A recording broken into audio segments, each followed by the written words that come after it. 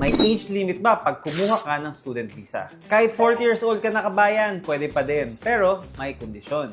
Age matters, pero hindi siya deal breaker. Hindi ka i-deny ng visa officers mo kung 30 plus ka na or kahit sabihin mo ng 40 years old. They will deny you because they cannot understand your reason why. So kung mag-a-apply ka ng study permit pero hindi mo ma-explain kung bakit mo kailangan mag-aral ulit, lalo na kung may gap sa study mo or sa trabaho mo ngayon, then definitely yes, may red flag. But if your document tells a logical story, then yes, you're in. Here's what you need to do. Number 1, state your reason clearly. Number 2, make sure your course aligns with your background and your new path. Lastly, number 3, back it up with proof like work history, letter of intent, and career plan. For example, in just 7 days, one of our clients who is already 36 years old got approved to shift to nursing. So kabayan, hindi age ang problema. Always remember, age is just a number. So kabayan, ito ang tanong.